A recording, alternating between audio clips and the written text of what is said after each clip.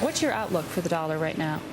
Well, the dollar is a weak currency, except all the others. In other words, there is no attractive alternative to the dollar. The euro has its own problems, and the other currencies, of course, sterling is in some ways. The United Kingdom is in worse shape than U.S. And there are some other currencies like Norwegian or Brazilian, but they're rather small. And because they are attractive, they are already very bid up, so overvalued. So there isn't really an alternative. And the renminbi, which of course is undervalued, is not open for people to buy.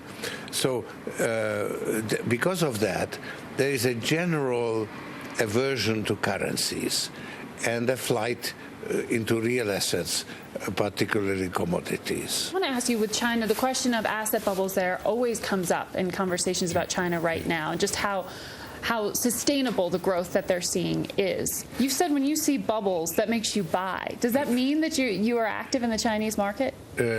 Well, I have been active in the Chinese market.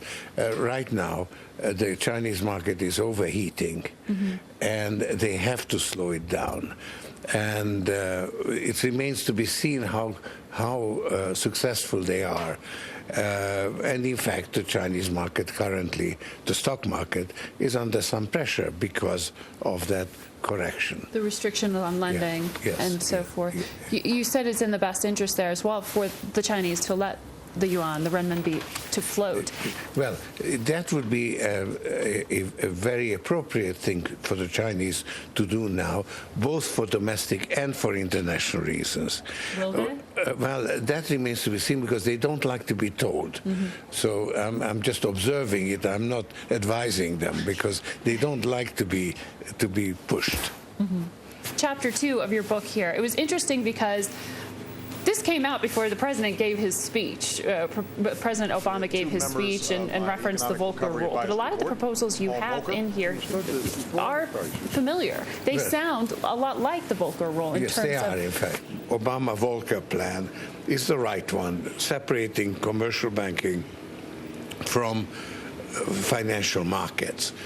But it still leaves the problem of market participants that are not banks, that may be also too big to fail, as LTCM was in 98. And there you either have to downsize them, or you actually have to supervise them very closely and regulate them so that they have plenty of capital and don't use the kind of leverage that investment banks are currently using or were using. I mean, hedge funds may take a leverage of maybe, let's say, 3 or 4 fold of their capital. But the investment banks were actually leveraged 30 or 40 at times. Now, there were some hedge funds that were leveraged, let's say, 8 times, but they actually went broke. They actually got wiped out. So that's, you have to go back to that.